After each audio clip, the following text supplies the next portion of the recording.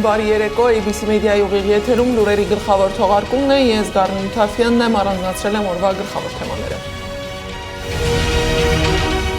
500 միլիոն եվրո Եվրամիությունից Հայաստանին, ինչ ընտրության առջև է կանգնելու Հայաստանը։ Փառաբանված համաձայնագիրը դեռևս ստորագրված չէ, Հայաստանում Միացյալ Նահանգների նախկին դեսպան Ջոն Էվանսի զգուշացումը։ Հայ-թուրքական հարաբերություններ, Թրիփ ու Իրան, դեսպանի հարցազրույցը իրանական լրատվամիջոցին։ Գերու կինը դիմել է Մեհրիբան Ալիևային, խնդրել է Ադրբեջանի առաջին տիկնոջ միջնորդությունը։ Հայց նավասարդ arczepiskopos Կճոյանի դեմ, ինչ է պահանջում դատախազությունը։ Ռուս-ուկրաինական խաղաղության փաթեթ հարցականներով, ով եւ ինչ գին ստիպված կլինի վճարել։ Մեքենայի ապահովագրությունը թանկ հաճույք, ապան թանկացել է։ Ես անցած տարի եւ նախորդ տարիներին վճարել եմ 20,000 դրամ, այս տարի բարձրացել է արդեն մինիմալը 26,500 դրամ։ Հայ-թուրքական հարաբերություններ, Թրիփ ու Իրան։ Իրանում Հայաստանի Հանրապետության դեսպան Գրիգոր Հակոբյանը իրանական Թասնիմի հետ հարցազրույցում անդրադարձել է տարածաշրջանային վերջին զարգացումներին։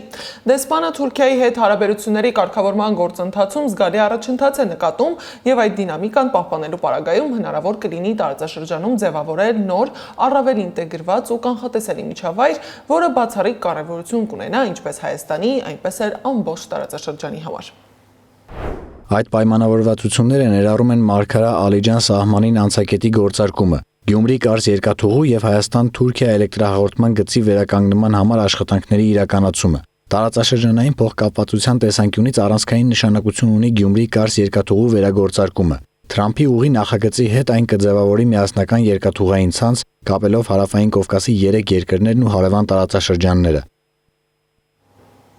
Վաշինգտոնյան պայմանավորվածությունները ձեռք բերելիս պաշտոնական Երևանը հաշվի է առել նաև Թեհրանի շահերը, համոզված է Հակոբյանը։ Նա շեշտել է ԱՊՇ շրջափակման արդյունքում Հայաստանը Նախիջևանի տարածքով երկաթուղային կապ կունենա Իրանի Իսլամական Հանրապետության հետ, ինչը աննախադեպ հնարավորություն կստեղծի Իրանի համար ուղիղ երկաթուղային հաղորդակցություն հաստատելու Վրաստանի հետ կապվելով Սևծովյան նավահանգիստներին։ Պետք է ընդգծեմ, որ հավատարիմ մնալով բարեկամության եւ փոխվստահության մթնոլորտին, այս ամբողջ գործընթացի շրջանակներում պաշտոնական Երևանը հաշվի է առել Թեհրանի կենսական շահերը, իսկ զարգացումների վերաբերյալ տարբեր մակարդակներում ընթացել է ակտիվ երկխոսություն։ Հարկ եմ համարում նաեւ նշել, որ հենց այս սկզբունքներն են այն հենասյուները, որոնք մշտապես առաջնային են եղել ինչպես Հայաստանի Հանրապետության, այնպես էլ Իրանի Իսլամական Հանրապետության համար, եւ դրանց պահպանումը լիովին համահունչ է մեր երկու պետությունների շահերին։ Մինչ պաշտոնական Երևանը պարբերաբար հղում է տալիս Վաշինգտոնում նախաստորագրված փաստաթղթերին, Հայաստանում Միացյալ Նահանգների նախկին դեսպան Ջոն Էվանսը զգուշացնում է, երբ դիվանագիտությունը ձախողում է, պատերազմ է սկսվում։ Հանդիպումը Միացյալ Նահանգների, Հայաստանի եւ Ադրբեջանի միջև ներկայացում էր, Հայաստանը փշրեցին բուլդոզերով վրայով անցնելով, իսկ փառաբանված համաձայնագիրը դեռևս ստորագրված չէ։ Հայ գերիները դեռևս պահվում են Բաքվում, իսկ Արցախից տեղահանվածները գործնականում լքված են, գրել է նախկին դեսպանը։ Հայաստանը կանգնած է գոյաբանական ընտրության առջև, հայտարարել է նախկին արտգործնախարար Արա Այվազյանը։ Նա ներկայացրել է իր մոտեցումները Հայաստան-Իրան-Ռուսաստան գործակցության մասին։ Նախկին նախարարի խոսքով ռազմավարական եռանկյան ներուժն օբյեկտիվորեն գոյություն ունի, սակայն դրա իրագործումն անհնար է առանց ներքին քաղաքական կամքի եւ երկարաժամկետ շահերի հստակ ըմբռնման։ Հայաստան, Ռուսաստան, Իրան եռանկյունին վերադարձ չէ անցյալի մոդելներին եւ ոչ էլ արևմուտքի հետ գործակցության այլընտրանք։ Դա ժամանակակից զսպման եւ կապակցվածության ճարտարապետություն կառուցելու փորձ է, որտեղ ինքնիշխանությունը, տարածքային ամբողջականությունը եւ կանխատեսելիությունը դառնում են բազային արժեքներ։ Դրա հաջողությունը կախված է նրանից, թե Երևանը կկարողանա արդյոք ձևավորել ռազմավարություն, որը կողմնորոշված կլինի ոչ թե տակտիկական կոմպրոմիսների, այլ երկարաժամկետ կայունության վրա։ Ռազմավարություն, որի մեջ Հայաստանի տարածքով անցնող եւ Վրաստանի միջով մինչև Սև ծով ընդլայնված հյուսիս-հարավ միջանցքը կդառնա նոր եվրասիական իրականության օրգանական մաս։ Քաղաքական դաշտը շարունակում է քննարկել Կայա Կալասի հայտարարությունը։ ՀՅԴ Հայաստանի Գերագույն մարմնի ներկայացուցիչ Ազգային ժողովի Հայաստան խմբակցության падգամավոր Իշխան Սաղաթելյանի խոսքով Եվրոպական հանձնաժողովի փոխնախագահ Կալասի հայտարարությունը Հայաստանի Հանրապետության ներքին գործերին ուղիղ եւ անթաքույց միջամտություն է, որն ունի հստակ քաղաքական նպատակներ։ Տարբեր պատրվակներով հող նախապատրաստել նախընտրական շրջանում ընդդիմադիր քաղաքական ուժերի գործունեությունը սահմանափակելու, ճնշելու կամ չեզոքացնելու համար եւ ազդել Հայաստանի քաղաքացիների ընտրական կամքի եւ նախընտրությունների վրա։ Մենք սա գնահատում ենք որպես ծայրահեղ վտանգավոր գործընթացի սկիզբ, որը կարող է լրջագույն հարված հասցնել Հայաստանի քաղաքական համակարգին ընդհանրապես, անկախ քաղաքական դիրքորոշումներից։ Հենց նման հայտարարություններն են կանաչ լույս վառում ապօրինությունների, բռնությունների եւ քաղաքական հետապնդումների համար։ Կոչ ենք անում Հայաստանի բոլոր ընդդիմադիր քաղաքական ուժերին հստակ եւ հրապարակային դիրքորոշում արտահայտել նման հայտարարությունների եւ գործընթացների վերաբերյալ, կանխելու մեր ներքին գործերին միջամտությունները, հնարավոր ճնշումները, բռնությունները եւ քաղաքացիների կամքի խեղաթյուրման փորձերը։ Իսկ Եվրամիությունը Հայաստանին ուզում է օգնել ոչ միայն այսպես կոչված հիբրիդային պատերազմների դեմ պայքարում, այլև էներգետիկ ոլորտում։ Պարզվում է Հայաստանը ԵՄ-ից ստացել է 500 միլիոն եվրո էներգետիկ ոլորտում դիվերսիֆիկացիան ապահովելու համար։ Փորձագիտական դաշտն այս ամենի տակ թաքնվածականներ է տեսնում։ Կարծում են սա հերթական քայլն է ռազմավարական դաշնակցից հեռանալու։ Մասնագետները ներկայացնում են Մոլդովայի օրինակը, որն ուսումնասիրել է իմ գործընկեր Անիա Բաղյանը։ Եվրամիությունը 500 միլիոն եվրո կներդնի Հայաստանի էներգետիկ ոլորտում դիվերսիֆիկացիան ապահովելու համար։ Ինչ ծրագրեր են իրականացվելու։ Կոնկրետ որ ոլորտում են աշխատանքներ տարվելու։ Քաղաքացիական պայմանագիր խմբակցության падգամավոր Արման Եղոյանն ասում է, նշված գումարի չափն անգամ դեռ հաստատ չէ։ Այդ հնչեցված թիվը ինքը տենց ակումուլատիվ թիվ է, որը կարող լինի տարբեր ըստ Եվրամիության համապատասխան պաշտոնյայի հաշվարկի տարբեր ծրագրերի, այդ թվում եւ արդեն իսկ ընթացքի մեջ գտնվող ծրագրերի եւ ապագայում սպասվելիք ինչ-որ ծրագրերի հանրագումար։ Մինչդեռ Եվրամիության ընդլայնման քաղաքականության հարցերով բարձր հանձնակատար Մարտակոսը հայտարարել է, որ 500 միլիոն եվրոն կտրամադրվի եւ միջոցները կուղղվեն Հայաստանի էլեկտրացանցը վրացական ցանցին միացնելուն, ինչպես նաեւ Հայաստան-Թուրքիա էլեկտրահաղորդման գծերի ուղղությամբ աշխատանքներին։ Ինչու է գործարկվում այս նախագիծը։ Ինչու՞, որպեսզի դուք ավելի ու ավելի քիչ կախված լինեք Ռուսաստանից ստացվող էներգիայից։ Եվ սա, գիտեք, գալիս է նաև մեր փորձառությունից։ Մենք այժմ ունենք հատուկ էներգետիկ ծրագրեր Մոլդովայի, Ուկրաինայի եւ նաև մեզ համար։ Ինչ փորձառության մասին է խոսում Կոսը։ Նախկինում Եվրամիությունը Մոլդովային տրամադրել է 100 միլիոնավոր եվրոների ֆինանսական փաթեթ, որի մի մասն ուղղվել է բնակչության էլեկտրաէներգիայի եւ գազի սակագների սուբսիդավորմանը, գների աճից հնարավոր սոցիալական ճգնաժամը կանխելու համար։ Այդ սուբսիդավորման ծրագիրն ավարտվում է ընթացիկ տարվա դեկտեմբերին, մոտ 2 շաբաթից։ Այսինքն սուբսիդավորումն ավարտվում է ընտրական տարվա ավարտին զուգահեռ։ Արման Աբովյանը կարծում է, ծրագիրն ունի քաղաքական նպատակ Մոլդովան ինտեգրել եվրոպական էներգետիկ շուկային եւ նվազեցնել Ռուսաստանի էներգետիկ ու քաղաքական ազդեցությունը երկրի վրա։ Այստեղ նպատակը դրված չի Հայաստանին ավելի ուժեղացնել էներգետիկ ոլորտում, հակառակը թույլատրել եւ Հայաստանին մտցնել այսպես կոչված էներգետիկ թուրքական միջանցք։ Եվ այստեղ շատ կարևոր է հասկանալ հետևյալը, որ սա շատ պրագմատիկ, շատ ուղիղ, շատ ակնհայտ քաղաքական պրոյեկտներ են իրականանում, որոնք տեղավորվում են արևելք-արևմուտք պայքարի կոնտեքստում։ Ըստ Աբովյանի, հնարավոր է սուբսիդավորվի հայ սպառողների էլեկտրաէներգիան, գների նվազեցումը վերագրելով գործող իշխանությանը, իսկ ընտրություններից հետո տեղի ունենան կտրուկ գնային փոփոխություններ։ Իր հերթին Արման Եղոյանը նշում է, ցանկացած աջակցություն դրական ազդեցություն է ունենում Հայաստանի վրա եւ կախվածություն չի առաջացնում Եվրամիությունից։ Ինչ կախվածության մա, այսինքն ոչ մեկ հետ պետք է չշփվենք այդ դեպքում։ Մարտակոսի Հայաստան-Թուրքիա էլեկտրահաղորդման գծերի վերաբերյալ հայտարարությանն անդրադարձել է նաև Հայաստան խմբակցության падգամավոր Գեղամ Մանուկյանը։ Նրա խոսքով եվրոպականացման անվան տակ Հայաստանի իշխանությունը երկիրը տանում է Թուրքիայից էներգետիկ կախվածության։ Հայաստանը էներգետիկ առումով ինքնաբավ երկիր է, դեռ ավելին արտահանում է Վրաստան եւ Պարսկաստան։ Այդ դեպքում ինչ կարիք կա Թուրքիայի հետ էներգագծերն ապահովելու, որ Թուրքիայից էլեկտրաէներգիա ստանալ, երբ կարող է ստանալ, երբ որ պահանջարկը լինի, երբ Հայաստանում էներգետիկայի էլեկտրաէներգիայի պահանջարկը լինի, երբ խոշորագույն էլեկտրաէներգիա արտադրող հայկական ատոմակայանը այլևս չգործի։ Էներգետիկ դիվերսիֆիկացիան ըստ ընդդիմադիրների կարող է ունենալ հակառակ ազդեցություն։ Հայաստանը կանգնելու է ընտրության առաջ շարունակել գործակցությունը Եվրասիական տնտեսական միության շրջանակում, թե փոխարինել այն այլ էներգետիկ ուղղությամբ։ Անիա Բաղյան, Մհեր Դավթյան, Գեգամ Ղազարյան, ABC Media։ Պաշտոնական Երևանը օգնություն է խնդրում միջազգային հանրությունից ընտրության համար, իսկ Բաքվում գտնվող մեր հայրենակիցների հարազատները անճարությունից անձամբ են զբաղվում ու փորձում գտնել ուղիներ նրանց տուն վերադարձնելու։ Վիգեն Էլջեքջյանի կինը դիմել է Մեհրիբան Ալիևային խնդրելով ներում շնորհել ամուսնուն, որը գրեթե 5 տարի բանտում է, գործընկերոջս հայտնել է Վիգենի կինը Լինդան։ Ձեր ձայնը եւ ձեր կարեկցանքը կարող են ոչ միայն խաղաղություն բերել իմ տուն, այլև հզոր ուղերձ հղել աշխարհին, գրել է Լինդան։ Մինչ Վիգենն արժանապատվորեն է դիմանում իր բանտարկությանը, նրա բացակայությունը ցավոտ դատարկություն է թողել մեր ընտանիքում։ Նրա մայրը մահացել է, երբ նա ճաղերի հետևում էր։ Նրան զրկել են մոր մահը սգալու, թաղելու, նրա հիշատակը հարգելու հնարավորությունից։ Հիմա իմ մայրը, նրա զոքանչն ունի քաղցկեղ, որը վերջին փուլում է։ Լինում են օրեր, երբ նա չի կարողանում խոսել, եւ կան օրեր, երբ միակ բառերը, որոնք նա շշնջում է, Վիգենի անունն է։ Վիգենը երիտասարդ չէ, նա հայր է, ամուսին, փեսա։ Եվ ինչպես բոլոր տղամարդիկ, որոնք ընտանիքի բեռն իրենց ուսերին է, նա կարոտում է ոչ միայն ազատությունն, այլև իր պարտականությունը կատարելու հնարավորությունը, հարգանքի տուրք մատուցելու մեր կողքին կանգնած, մեր երեխաներին մեծացրած եւ մեր ընտանիքը միասին պահած կնոջը։ Առանց նրա մենք կորած ենք։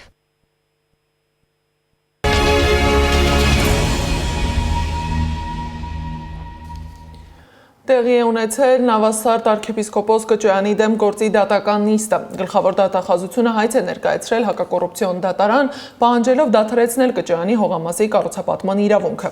Երևանին պատկանող հողատարածքը բարձրաստիճան հոգևորականին տարիներ առաջ տրամադրել էին կառուցապատման համար։ Այն գտնվում է Արաբկիր վարչական շրջանում։ Դատալեքս համակարգում այս պահին տեղեկությունը սահմանափակ է, թեպետ օրեր առաջ նման սահմանափակումներ չեն եղել։ Նախորդ նիստում պատասխանող կողմը միջնորդություններ ներկայացրել հայցային վաղեմություն կիրառելու եւ գործը կարճելու մասին, սակայն միջնորդությունն այսօր փաստացի չեն քննել, քանի որ պատասխանող կողմը նոր ներկայացուցիչ է ներգրավել։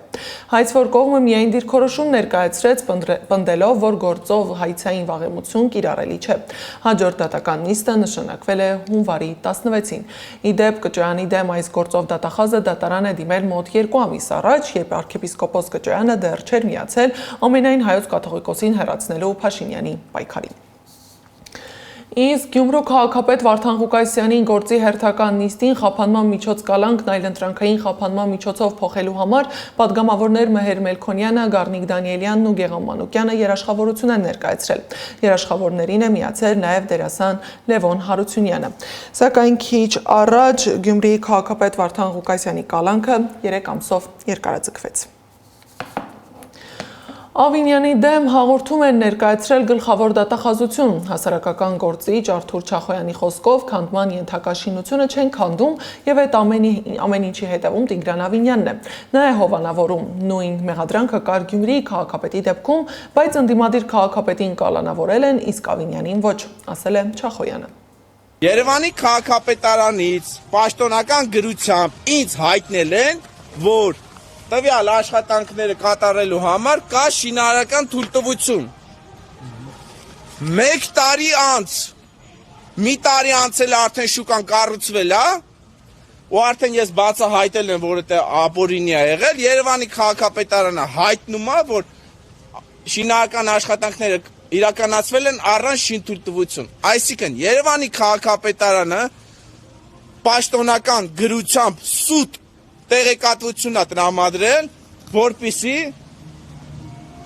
իրավական խոչընդոտներից խուսափեն։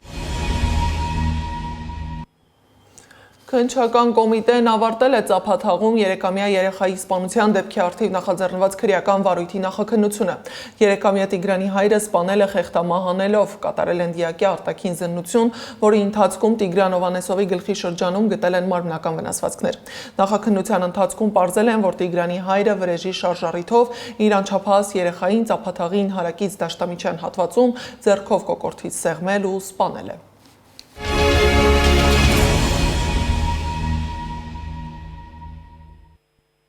Սոցիալական թեմաների մասին ազգային ժողովն այսօր հաստատեց 2026 թվականից 3 եւ ավելի երեխա ունեցող ընտանիքների համար նպաստների նոր չափը։ 2026-ից սկսած ընտանիքի երրորդ եւ յուրաքանչյուր հաջորդ երեխայի համար մինչեւ 6 տարին լրանալը պետությունն ամսական կփոխանցի 50,000 դրամ նպաստ։ 2026 թվականի սեպտեմբերի 1-ից երեխաների ծննդյան միանվագ նպաստը կլինի 500,000 դրամ։ Դրանք տալու են միայն այն երեխաներին, որոնք ծնվելուց հետո 1 տարվա ընթացքում ստացել են Հայաստանի Հանրապետության քաղաքացիություն։ Հայաստանում առաջին եւ երկրորդ երեխայի ծննդյան նպաստը կազմում է 300,000 դրամ, երրորդ եւ չորրորդ երեխաների համար 1 միլիոն դրամ, 5-րդ եւ հաջորդ երեխաների համար 1.5 միլիոն դրամ։ Իսկ Հայաստանում թանկացումների ալիքը չի հանդարտվում եւ չի շրջանցում որևէ ոլորտ։ Մեքենայի ապահովագրության համար այսուհետև վարորդները վճարելու են մոտ 20 կամ 30%-ով ավելի։ Որն է պատճառը ու ինչ են ասում վարորդները, համապատասխան կազմակերպություններն ու ավտոապահովագրողների բյուրոն ռեպորտաժում։ Հարությունը 16 տարի օգտվում է ապահովագրական ընկերությունների ծառայություններից։ Ասում է, այս տարի ապայի գինը աննախադեպ է թանկացել։ Եթե նախորդ տարիներին նա նվազագույնը վճարում էր 15-ից 20,000 դրամ, այս տարի վճարում է 20-ից 30%-ով ավելի։ Ես անցած տարի եւ նախորդ տարիներին վճարել եմ 20,000 դրամ, այս տարի բարձրացել է արդեն մինիմալը 26,500 դրամ եւ պլյուս կախված ապահովագրական ընկերությունից, որը երբ որ տոկոս ես վերացում, առնվազն 30% բարձրացել է գինը։ Այս տարվա հունվար-նոյեմբերին ապահովագրող կազմակերպությունների կողմից հատուցման չափը անցել է 21 միլիարդը, մինչդեռ նախորդ տարի դեկտեմբերը ներառյալ 19 միլիարդ դրամ է եղել։ Ապահովագրող ընկերություններին վթարներով դիմողների թիվը 4%-ով նվազել է, բայց ինչպես է ստացվում, որ ընկերությունները ավելի մեծ գումար են հատուցում, բացատրում է վարորդի ընկեր հասարակական կազմակերպության նախագահ Տիգրան Քեյանը։ Խոշոր վթարներ են եղել,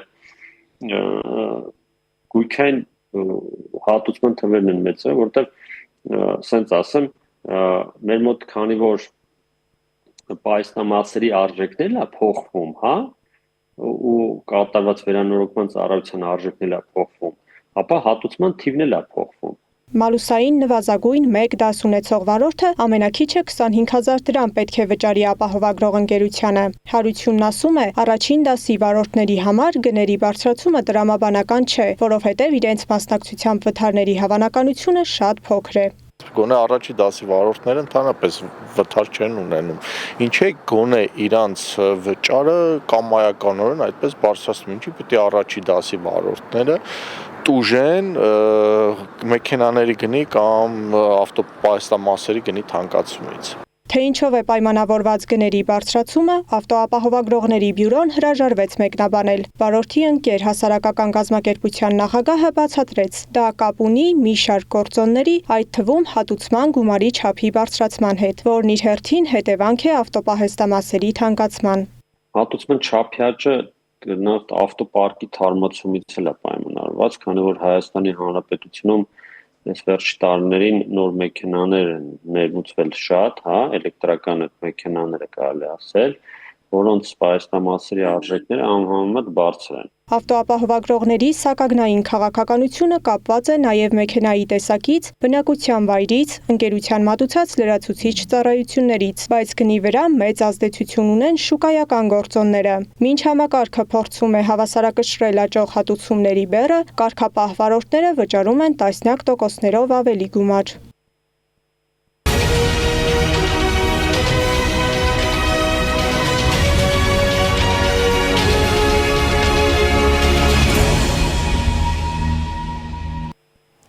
Իրանն ու Ռուսաստանը մեկ ամսվա ընթացքում կստորագրեն Ռեշտ Աստարա երկաթուղու կառուցման պայմանագիրը, հայտարարել է Իրանի շինարարության և տրանսպորտային ենթակառուցվածքների զարգացման տնօրենը։ Նրա խոսքով իրանական կողմն ընդունել է երկաթուղային այս հատվածի նախագծման և կառուցման վերաբերյալ Ռուսաստանի առաջարկների մոտ 70%-ը։ Հիշեցնեմ, որ 2023 թվականին Ռուսաստանը և Իրանը պայմանագիր են կնքել Ռեշտ Աստարա մայրուղու 160 կիլոմետրանոց հատվածը համատեղ կառուցելու մասին, որպես հյուսիս-հարավ նախագծի մաս, որը նախատեսված է Պարսից ծոցի նավահանգիստներ մուտք ապահովելու համար։ Նախագծի ընդհանուր արժեքը 1.6 միլիարդ եվրո է։ Մոսկվան ու Թեհրանը համատեղ կֆինանսավորեն ապրանքների և ծառայությունների նախագծումը, շինարարությունը և մատակարարումը։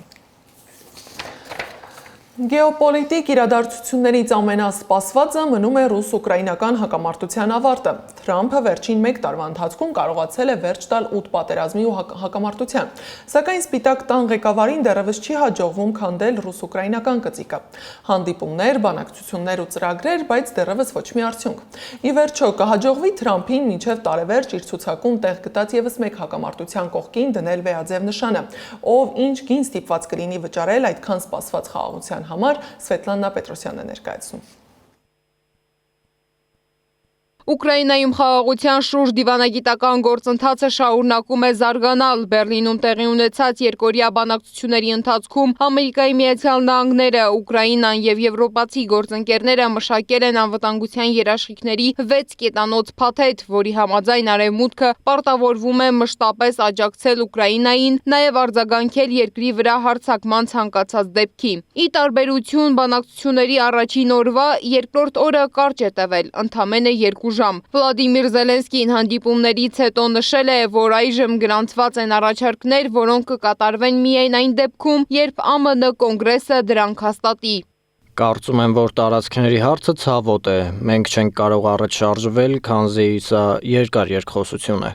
Մոսկվան Բեռլինում կայացած բանակցություններին արդեն արձագանքել է, հստակ արտահայտելով իր դիրքորոշումը։ Ռուսական կողմի համար առաջնահերթությունը չի սահմանափակվում կարճաժամկետ հրադադարով, ինչպես առաջարկել էր Ուկրաինան Սուրբ Ծննդյան ժամանակ։ Ռուսաստանի նախագահի մամուլի քարտուղար Դմիտրի Պեսկովը նշում է, որ Մոսկվան ցանկանում է իրական խաղաղություն, ոչ թե այնպիսի ժամանակավոր դադար, որի ընթացքում Կիևը կարող է հանգստանալ եւ պատրաստվել պատերազմի շարունակությանը։ Մենք ուզում ենք կանգնեցնել այս պատերազմը, հասնել մեր նպատակներին, ապահովել մեր շահերը եւ երաշխավորել խաղաղությունը Եվրոպայում ապագայի համար։ Մենք պատրաստ ենք նաեւ վերլուծել Կիևի անվտանգության երաշխիքների վերաբերյալ ԵՄ առաջնորդների համատեղ հայտարարության տեքստը, երբ այն կհասնի Մոսկվա։ Իսկ Եվրոպայի դիրքորոշումը հակառակն է։ Գերմանիայի կանցլեր Ֆրիդրիխ Մերցը ավելի վաղ բացահայտ կոչ է արել Ռուսաստանին դադարեցնել մարտերը, ընդգծելով, որ եթե Մոսկվան մի փոքր մարտկություն ունի, ապա ռազմական գործողությունները պետք է դադարեցվեն, առնվազն Սուրբ Ծննդյան շրջանում։ ԵՄ-ն մշակել է մի շարք առաջարկներ, սակայն այժմ ամեն ինչ կախված է Ռուսաստանից։ Բեռլինում կայացած բանակցություններից հետո Սպիտակ տունն ու Կիևը հայտնել են, որ առաջընթաց է գրանցվել եւ կողմերը հասել են խաղաղությանը խոչընդոտող խնդիրների 90%-ի լուծմանը։ ԱՄՆ նախագահ Դոնալդ Թրամփը հայտարարել է, որ երկրորդ համաշխարհային պատերազմից ի վեր Եվրոպայում ամենամեծ եւ մահացու հակամարտությանը վերջ դնելու համաձայնագիրը կարծես ավելի մոտ է, քան երբևէ։ Մենք փորձում ենք դա ավարտին հասցնել եւ կարծում եմ հիմա ավելի մոտ ենք։ Մենք բազմաթիվ զրույցներ ունեցանք Ռուսաստանի նախագահ Պուտինի հետ եւ կարծում եմ, որ մենք հիմա ավելի մոտ ենք, քան երբևէ եւ կտեսնենք, թե ինչ կարող ենք անել։ Իսկ Դոնբասի հարցը շարունակում է մնալ ամենազգայունը։ Մոսկվան պահանջում է, որ Ուկրաինայի զինված ուժերը դուրս գան Դոնեցկի եւ Լուգանսկի շրջաններից, մինչդեռ Կիևն ու Վաշինգտոնը այս հարցում դեռ պահպանել են տարբեր մոտեցումներ։ Միևնույն ժամանակ դեռևս հստակ չէ, թե երբ եւ ինչպես կարող է հաստատվել վերջնական խաղաղություն եւ ինչ տեսք կունենա այն։ Սվետլանա Պետրոսյան, ABC Media։